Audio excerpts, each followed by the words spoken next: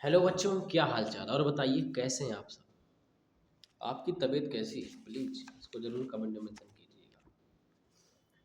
और आप पढ़ाई कितने घंटे करते हैं, आपकी सिटिंग हावर कैपेसिटी क्या है, कितने घंटे आप बैठ के पढ़ पाते हैं, इसको ज़रूर मेंशन कीजिएगा कमेंट में, क्योंकि इसी से पता चलेगा कि आप भविष्य में किस एग्ज़ाम को क्वालिफाई करने वाले हैं और आपकी रैंक क्या आने वाली है और आप किस लेवल तक जाएंगे, ये भी पता चलता है। So welcome to my channel, myself Rohit Kesari. स्वागत करते हैं हम आप सबका अपने इस यूट्यूब के प्लेटफॉर्म पे। और बताइए कैसे हैं आप सब। Today's topic is healthy range of inflation. ठीक है, कल हमने इन्फ्लेशनरी कागज जो है डिस्कस कर लिया था। Today we have discuss about the healthy range of inflation.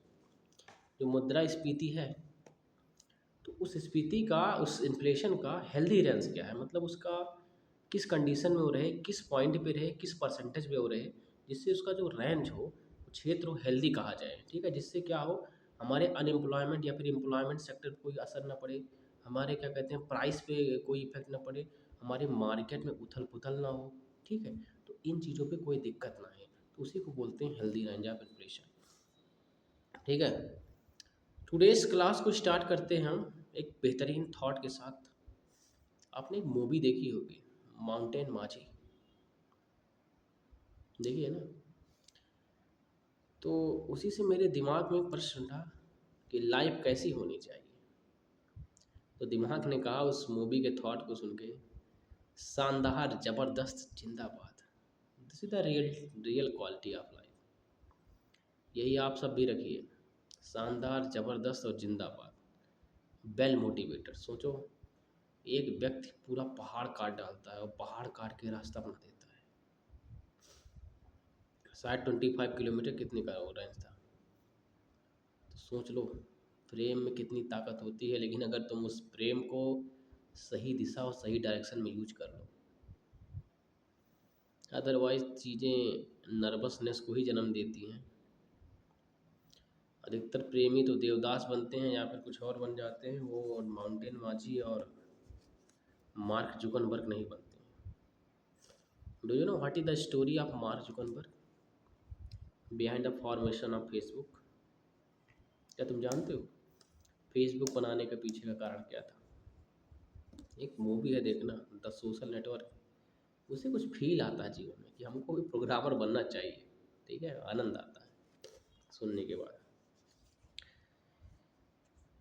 ठीक है, तो इस लेवल का प्रयास होना चाहिए, शानदार जबरदस्त और जिंदाबाद लेवल का। वेल मोटिवेटेड रहो यार, डोंट टेक अ स्ट्रेस, क्योंकि स्ट्रेस नाम का चीज़ होता ही नहीं। चिंता गरीबों के पास होती है, चिंता गरीबों के पास होती है, अमीर तो सोचते हैं। Rich people always think and stress always taken by poor people. Thought लिख लो, rich people always think, they don't take a tension और डोंट टेक अ स्ट्रेस। वो क्लब में चले जाएंगे, गोल्फ खेलने चले जाएंगे, ठीक है, बार क्लब होगा वहाँ चले जाएंगे, हॉर्स रेस होगा वहाँ चले जाएंगे। गरीब सिगरेट पीने चले जाओगे, सुट्टा मारने चले जाएंगे, चौराहे बैठ जाएंगे, चाय पीने लगेंगे, और जहाँ चाय पीने बैठे चार आदमी आए, जो कुछ दिमाग बचा था सब उनको खींच खांच कर एडजस्ट कर दिया, उनका दिमाग खत्म काम। अब घर पे आए, 4 गुना ज़्यादा स्ट्रेस लेके चले आए। पहले तो थोड़ा बहुत था और घर पे वहाँ से लौट के 4 गुना ज़्यादा लेके चले आए। तो बात को समझो मेरी, समझ में आया? तो ये लॉजिक है। तो rich people always think and the गरीब ऑलवेज टेक अ स्ट्रेस। तुम्हें अमीर बनना है, अमीर का तुमको तो खैर अमर बनना है, तुम्हें रिच बनना है या फिर पुअर बनना है, it's totally depend upon mentality. क्योंकि ये एक मेंटेलिटी होती है जो आपको $1 बिलियन का सपना दिखाती है, एक मेंटेलिटी होती है जो आपको 1 लाख रुपया सालाना कमाने का सपना दिखाती है कि किसी भी तरह मेरा गुजारा बसेरा चल जाए। तो it's totally depend upon your mentality. बात समझ में आई? तो मेंटलिटी बहुत ज़रूरी है। सो फिर से लौट के आते हैं अपने इस टॉपिक पे, हेल्दी रेंज ऑफ इन्फ्लेशन। ठीक है, इन्फ्लेशन का कौन सा रेंज हो जो हेल्दी हो। एक्चुअली में मॉनेटरी पॉलिसी जब बनाई गई, ठीक है,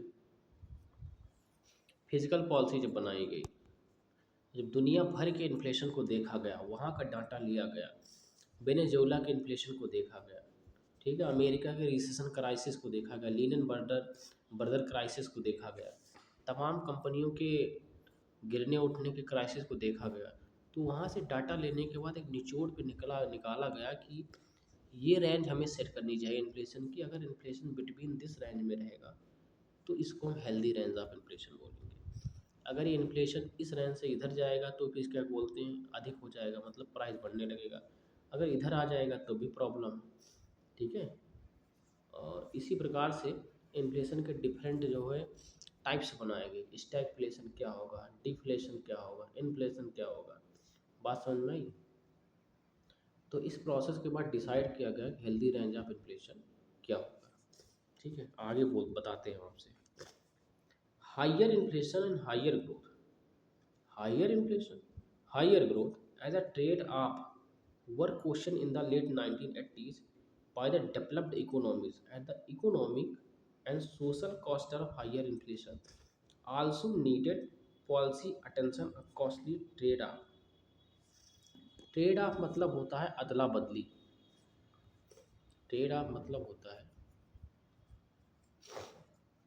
अदला बदली।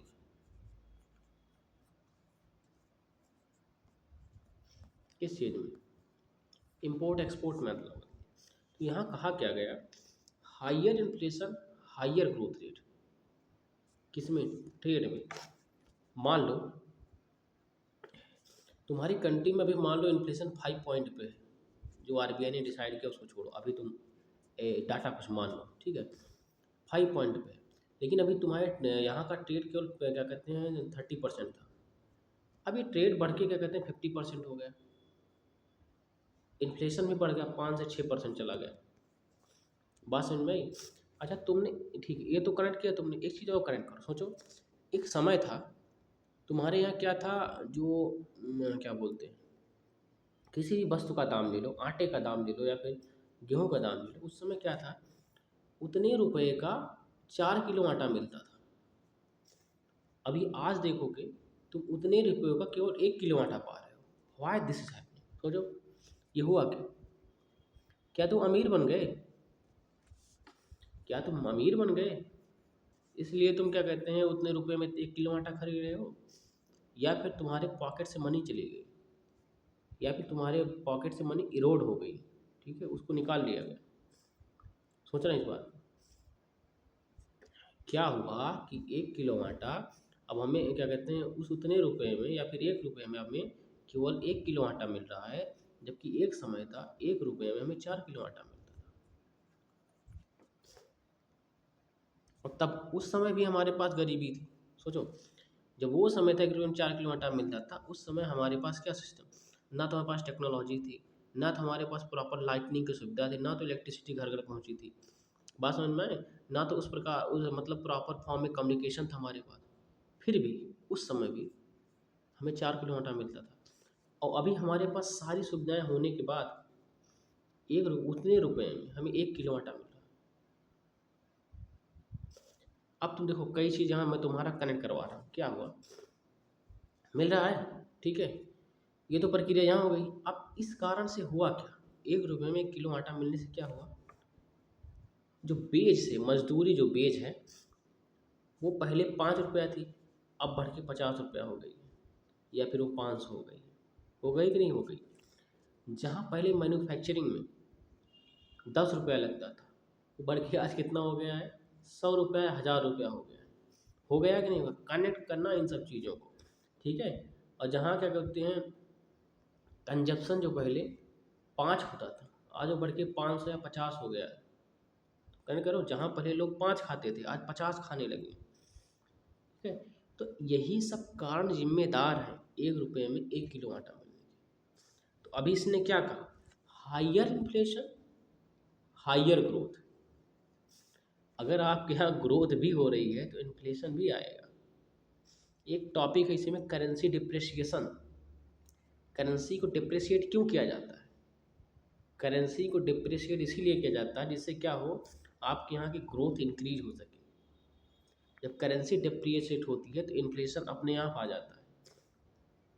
तब यहाँ पे डिसाइड ये करना है, इसीलिए तो हेल्दी रेंज ऑफ इन्फ्लेशन बनाया गया, किस रेंज तक इन्फ्लेशन है, किस रेंज तक हम करेंसी को अपने डिप्रिशिएट करें जिससे हमारी कंट्री बर्दाश्त कर सके, हमारी कंट्री के लोग बर्दाश्त कर सकें, उस हद तक, उस प्राइस तक लोग खरीद सकें।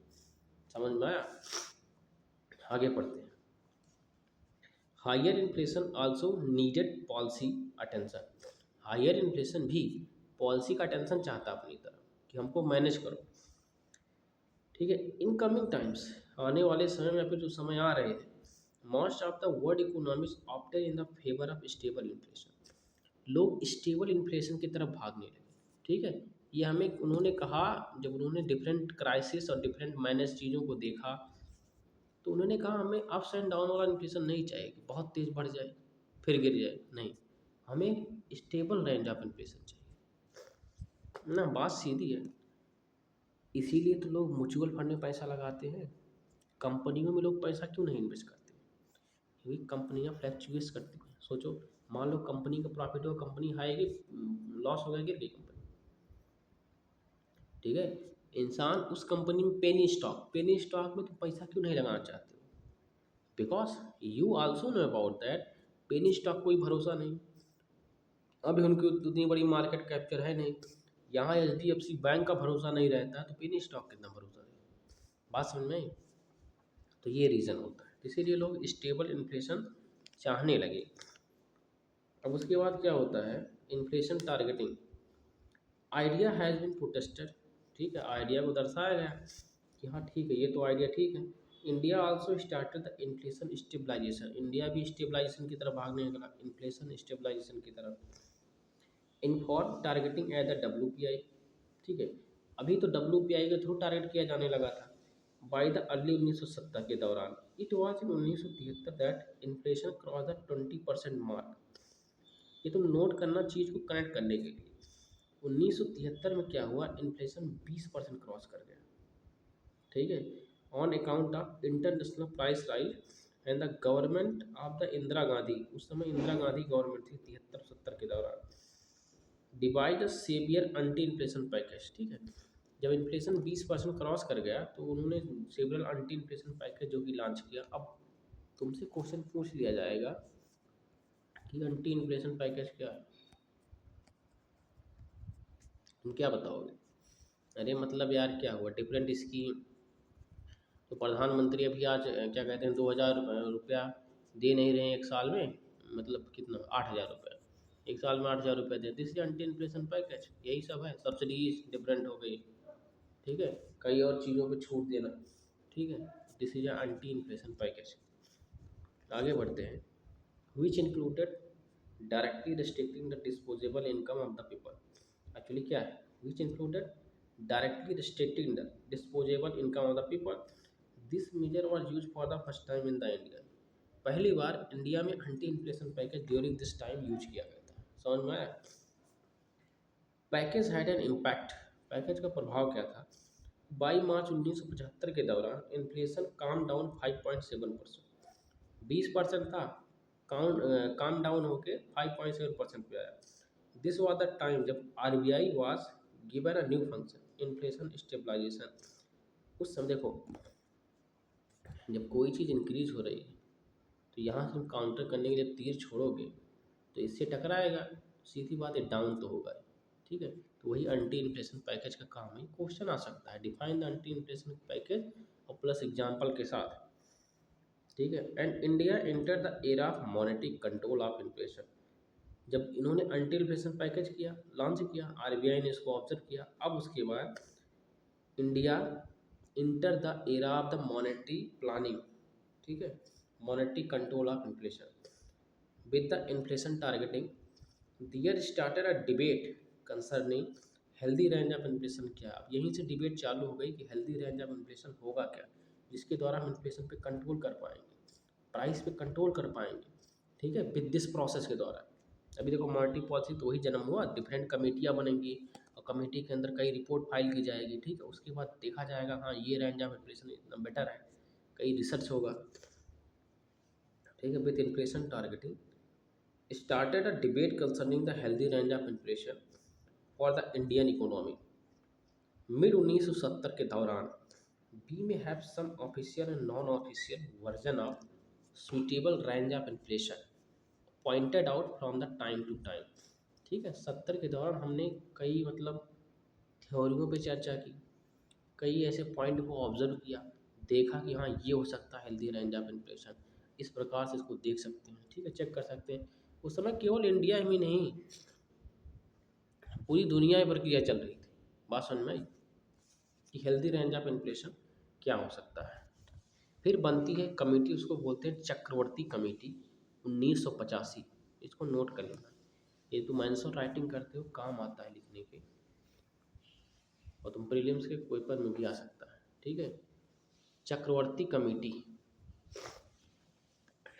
चक्रवर्ती कमेटी ने बताया कि ट्रीटेड 4% इन्फ्लेशन इज एक्सेप्टेबल, 4% का इन्फ्लेशन जो है एक्सेप्टेबल है और फॉर द इकोनॉमी के लिए, ठीक है। In its report on the monetary system understood, इनकी रिपोर्ट में बताया गया कि जो 4% का इन्फ्लेशन है वो स्वीकार करने योग्य है, कितना हेल्दी होगा। He also added that this level of price, ठीक है, rise will facilitate the purpose of attracting investment for the desire level of growth. इन्होंने ये भी बताया कि व्हेन भी अप्रोच, जब हम 4% लेवल का क्या कहते हैं टारगेट करेंगे इन्फ्लेशन को, तो हमारे यहाँ जो प्राइस होगा वो भी टारगेटेड रहेगा, उसके कारण से इन्वेस्टेबल कैपिटल का भी आना तय है, ठीक है। तो गवर्नमेंट ऑफ इंडिया ने एक्सेप्ट किया रेंज 4 से 6% ऑफ इन्फ्लेशन के रेंज को, ध्यान देना, was acceptable for the economy citing the world average of 0 से 3%, 97-98।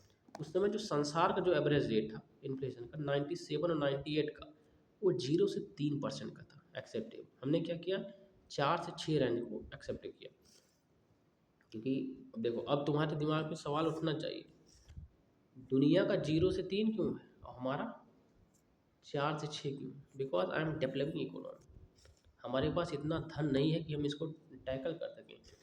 अमेरिका का इन्फ्लेशन रेंज अलग है और तुम्हारा इन्फ्लेशन रेंज अलग है, ठीक है, इसको सोचा करो। क्यों? क्योंकि अमेरिका पास 23 ट्रिलियन डॉलर की इकोनॉमी है, तुम्हारे पास 5 पहुंच गए हो शायद, तो 5 ट्रिलियन डॉलर की इकोनॉमी, तो तुम्हारी और उनकी इकोनॉमी की रेंज में डिफरेंस है। This is the reason behind that, ठीक है। अगर तुम पढ़ोगे उसके बाद वेल डेवलप्ड इनोवेशन करोगे, इन्वेंशन करोगे, जो तुम आज कर नहीं रहे हो, नौकरी के पीछे भाग रहे हो, खैर, तो तुम इन्फ्लेशन को तब टारगेट कर पाओगे ना। अरे मतलब इस तरह हुआ कि तुम्हारे घर की जो इनकम है वो महीने के 50,000, ठीक है, तुम्हारे पड़ोसी घर की इनकम 10 लाख है, तुम्हारा इन्फ्लेशन अलग होगा, इसका इन्फ्लेशन अलग होगा ना, उसका रेंज डिसाइड करने का, ये डिसाइड करेगा तो लाखों में जाएगा, तुम करोगे तो हज़ारों या 100 में रहोगे। दिस इज द रीजन, इस तरह समझो कनेक्ट करके चीज़ों को, अंडरस्टूड। आगे बढ़ते हैं। RBI governor C Rangarajan advocated that inflation rate must come down initially 6 से 7% and eventually to 5 से 6%। तो रंगराजन, एक्चुअली में रंगराजन कमेटी भी बनी, 6 से 7% और 5 से 6%, ठीक है। स्टार्टिंग में उन्होंने इस चीज़ को टारगेट किया, मतलब इतने रेंज तक टारगेट किया, इतने रेंज तक रखा गया। दिस इज सीमली ऑब्जर्व, क्या कहते हैं, हेल्दी रेंज ऑफ इन्फ्लेशन, सीमली।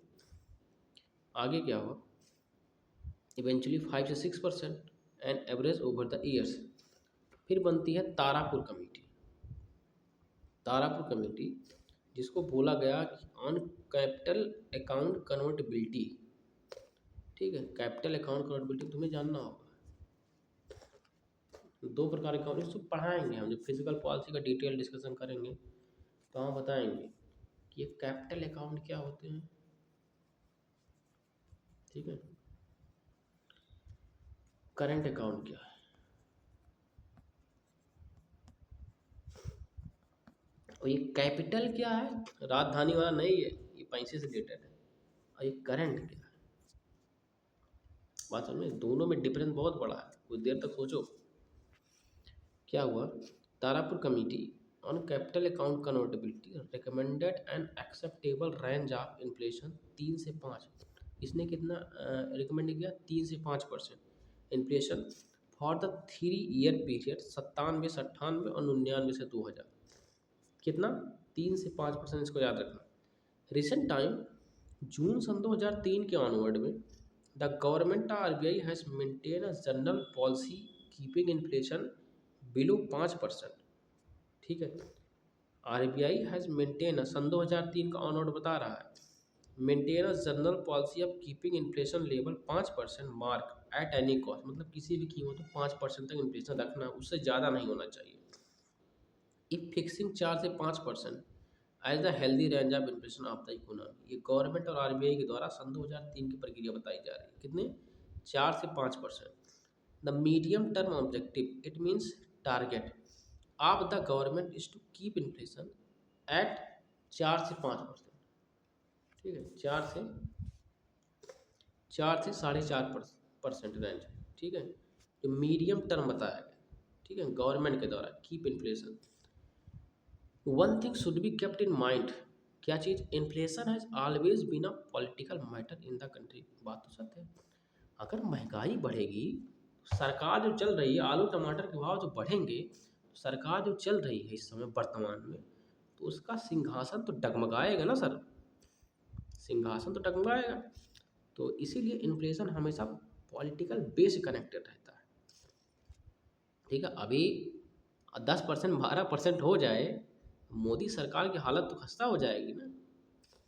तो आगे सुनो, every time the RBI try to check the rising inflation via monetary measure. Monetary measure के द्वारा RBI इसको चेक करती रहती है। और चेक कौन करता है, मॉनेटरी पॉलिसी कमेटी, जो डिसाइड करती है। सोचो, उसी के रेट डिसाइड करने से पूरे देश की महंगाई ऊपर नीचे हो जाती है। अभी उसके बारे में पढ़ेंगे।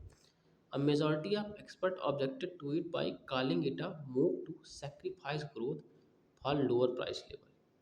क्या बोला जाए, majority of expert objected to it calling it a move to a sacrifice growth for a lower price level। हम ग्रोथ को सेक्रीफाइस कर देते हैं लोअर प्राइस लेवल के लिए। ऐसा क्यों होता है, ग्रोथ कहाँ सेक्रीफाइस हो जब प्राइस लेवल लो हुआ।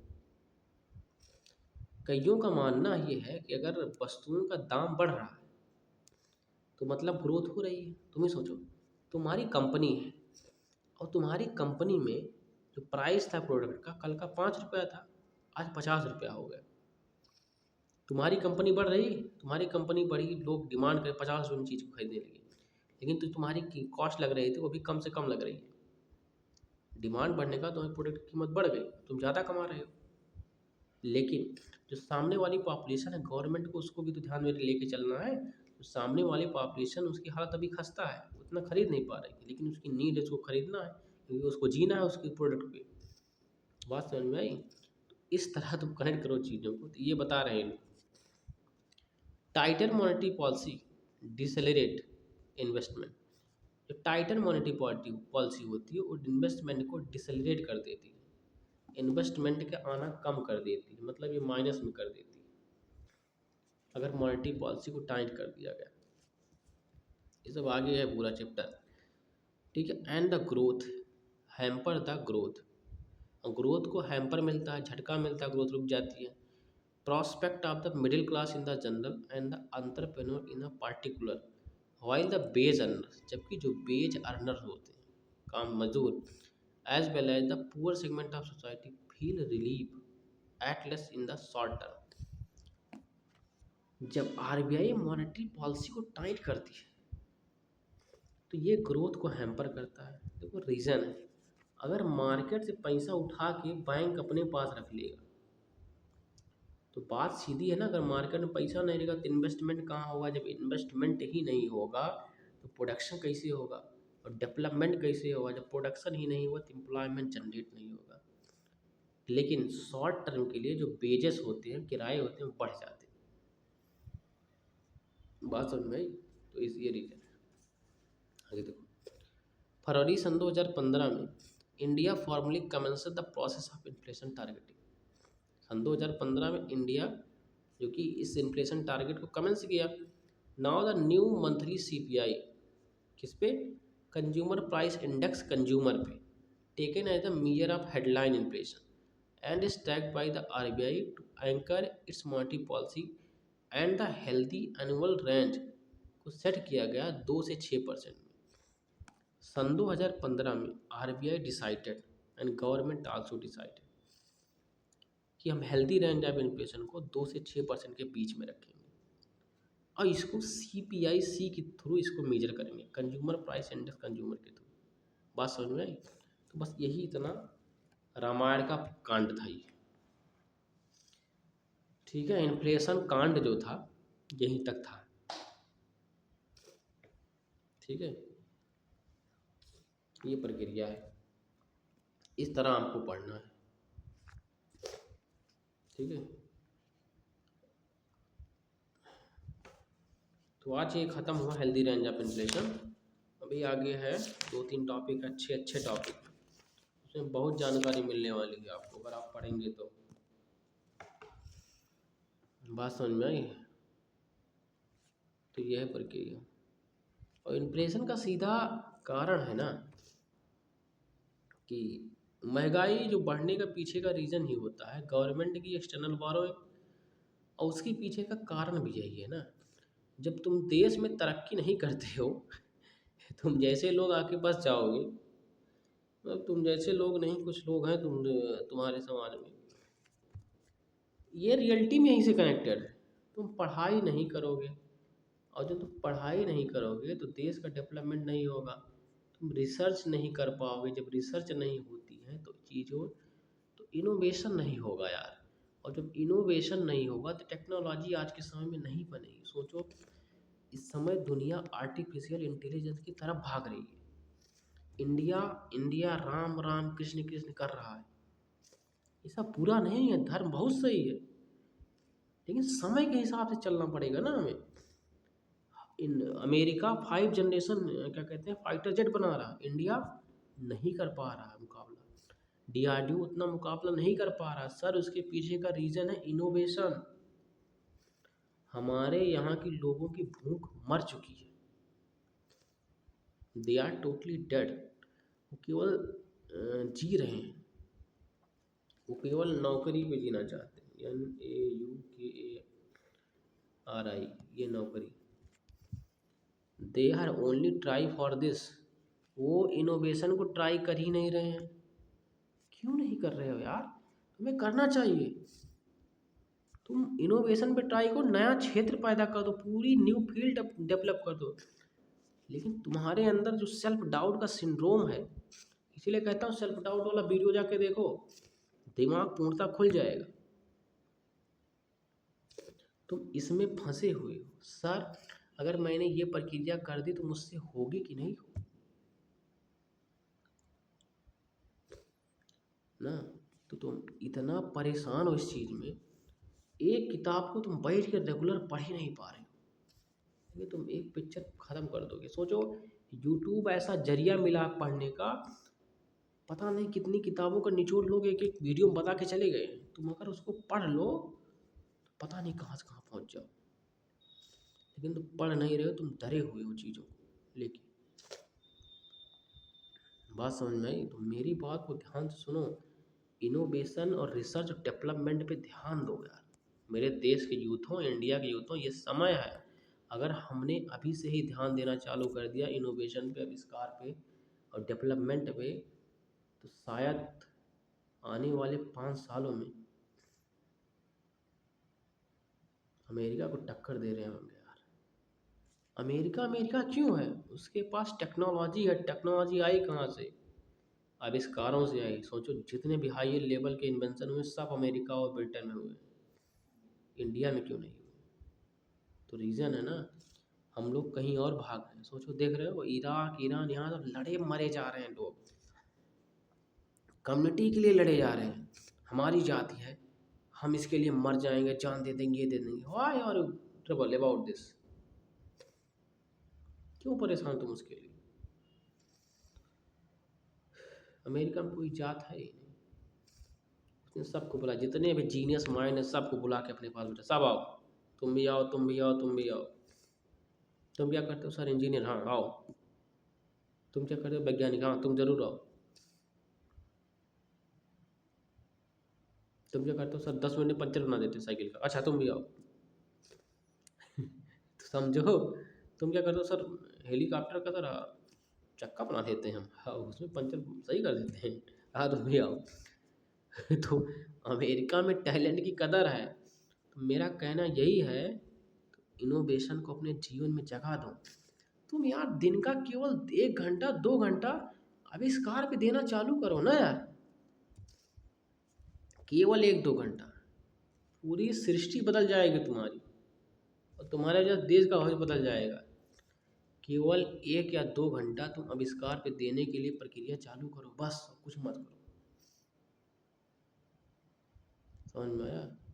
पढ़ाई करो, तैयारी करो यार, एसएससी की, आईएएस की, सबकी तैयारी करो, कोई बात नहीं, लेकिन तुम इस आविष्कार पे भी देने की कोशिश करो। तुम्हारी एंजाइटी, तुम्हारा डिप्रेशन सब दूर हो जाएगी, तब तुम सोचने लगोगे। ये दिमाग सोचने के लिए बना है, खाली रखने के लिए नहीं बना है। जब तुम खाली रखोगे तो चारों तरफ के थॉट को अपने अंदर लाएगा ना।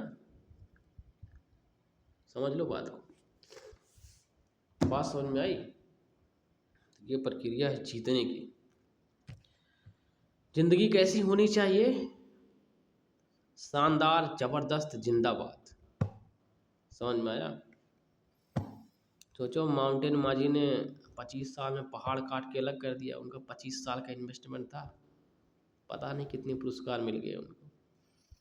तो ये सब चीज़ें देख के तुम सीख नहीं पाते हो। तुम 4 साल का इन्वेस्टमेंट अपने ऊपर नहीं कर पा रहे हो। 4 साल का इन्वेस्टमेंट अपने ऊपर करो, फिर देखो ज़िंदगी तुम्हें इतना देगी तुम सोच नहीं सकते हो। किसी एक चीज़ के लिए 4 साल लग जाओ, लेकिन गोल नहीं बढ़े हैं ना तुम्हारे यार। तुम टारगेट बड़ा रखना ही नहीं चाहते हो, तुम साला परेशान हो कि मुझे बस सेट करना लाइफ को। लाइफ वाइफ किसी की सेट नहीं संसार में भैया। समझ में आया? सब परेशान है। अपने लक्ष्य को बड़ा बनाओ, तब मज़ा आने लगता है, और जब मज़ा आने लगता है तभी ज़िंदगी आनंद देती है। समझ में आया? क्योंकि जब सोचने की क्षमता ही गांव प्रधान बनने तक रहेगी, तो विधायक, सांसद और प्रधानमंत्री कभी नहीं बन पाओगे। समझ में आया? इसीलिए कहा जाता दुर्योधन मत बनो, वासुदेव श्री कृष्ण बनो, जो भूखंड भूमंडल के बारे में सोचते हैं। और दुर्योधन परिवार में राजनीति कर रहे हैं, उनको किसी से मतलब ही नहीं है, खुद का दुश्मन खुद ही बने बैठे हैं। कह रहे हैं कि मैं सुई की नोक तक जमीन नहीं दूंगा पांडव। अरे चूतिया इंसान, 5 गांव दे दो, सब तुम्हारे बस में पूरा पांडव। 5 कमरा दे दो रहने के लिए उसी राजमहल में, पता नहीं काले के चिड़े हुए हो तुम। महाभारत की लड़ाई अनावश्यक रूप से हो गई। मतलब उसका कोई तथ्य नहीं था महाभारत के युद्ध का, बिना वजह हो गई। न कोई दुश्मनी, न किसी बाप बेटो को कोई कत्ल किया, किसी को मारा है, लड़ाई फिर भी हो गई, सोचो। तो महाभारत की लड़ाई बिना वजह हो गई, और भगवान को लेना था मजा। क्योंकि भगवान को पता था ना, जैसे जैसे दुर्योधन जैसे नपुंसक लोग धरती पर रहेंगे, धरती वैसे खत्म। दुनिया को सीख भी देनी थी, जो आने वाला कलयुग था।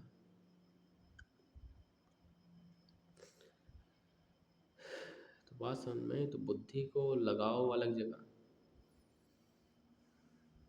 हाँ, रामायण का युद्ध हुआ था, उसकी वजह थी।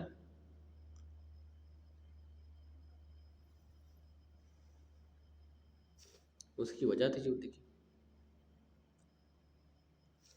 उसका सोच देखो, रावण की कदर क्यों है, दुर्योधन की कदर क्यों नहीं? तुमने कभी सोचा?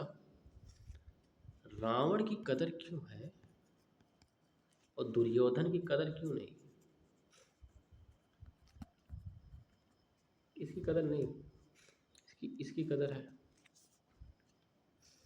क्योंकि ये ज्ञानी है, ये पढ़ा लिखा है, ये ताकतवर है।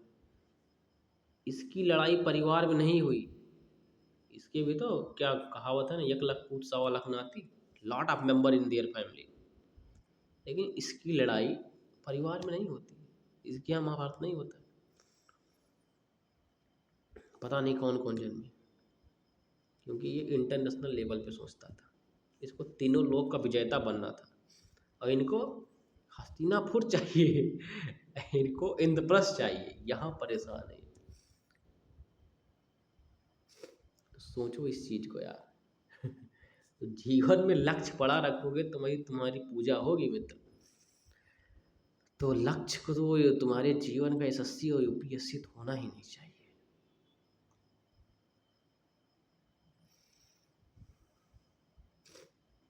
अगर इंडिया को अमेरिका बनाना है तो इंडिया के जो यूथ हैं उनका लक्ष्य एसएससी और यूपीएससी होना ही नहीं चाहिए। तो तुम भी निकलो ना लक्ष्य बढ़ा लेके, तीनों लोग का विजेता बनने के लिए। तुम्हारे अंदर दम नहीं है, अपने ऊपर विश्वास करो। देखो तुम डरते हो कई चीज़ों से, माँ बाप का क्या होगा, नौकरी नहीं करेंगे, ये कर, तुम सही सोचते हो, लेकिन जीवन में जो होना है हो जाएगा, तुम उसको रोक नहीं पाओ। एक बार वो नीलकंठ वर्णी जानते हो, पढ़ा करो, फिर हम बता देते। वो जंगल में गए तो जंगल में एक गांव था, तो उस गांव में शेर, चीते, जंगली जानवर आते थे। तो बाहर बरगद के पेड़ के नीचे बैठ के तपस्या कर रहे थे। रात होने लगी, शाम होने लगा, तो सब गाँव वाले ने कहा बेटा तुम चलो अंदर, अंदर चलो, यहाँ जंगली जानवर आते हैं, खा जाएंगे मार के। तो नीलकंठ वर्णी ने कहा कि सर अगर मौत आनी होगी तो क्या घर के अंदर नहीं आ जाएगी? बताओ, अगर मृत्यु आनी है घर के अंदर नहीं आ जाएगी तो मैं क्यों घबराऊं? जहाँ बैठे तुम बैठे रहे। और रात को शेर आया और सुबह सबने देखा कि शेर उनके चरणों में पड़ा था, उनको उसके ऊपर ऐसे हाथ सहला रहे थे तो बात को समझो, तुम डरते भी बहुत हो, डरा मत करो। इस तरह बनो ना यार, दुर्योधन तरह सोचो। ये इतने नपुंसक इंसान है, मैं इनको इसीलिए नपुंसक कहता हूँ, ये वीर नहीं थे। जब क्या कहते हैं इन पे वो जंगल में कौन थे, यदुवंशियों ने किसने हमला किया था इन पे? गंधर्वों ने, गंधर्व ना, गंधर्व लोगों ने हमला किया था इनके ऊपर तो इनको बंदी बना ले रहे हैं। सोचो इनके अंदर ताकत नहीं उनसे लड़ने की, और बन रहे हैं हस्तिनापुर के महारथी, कर्ण के ऊपर कूद रहे हैं। भगवान एक के सुदर्शन में कर्ण को निपटा दिए, दूसरे कंधे पर रख के बंदूक चलाओगे, तुम्हारी पावर कहाँ गई? जीवन भर ये इंसान दूसरे के कहने में परेशान रहा, एसडी सिंड्रोम का क्या कहते हैं शिकार रहा। इसको दुर्योधन एसडी सिंड्रोम का शिकार था, इसको सेल्फ डाउट था कि मैं कुछ भी नहीं कर सकता हूँ खुद से ना। ठीक है तुमने आपस में लड़ाई की, लेकिन तुम एसडी सिंड्रोम के शिकार हो। गांधारी इनकी माता ने बुलाया इनको कि बेटा तुम नंगे चले आना मेरे पास, मैं जीवन भर की शक्तियाँ तुम्हें देने वाली हूँ।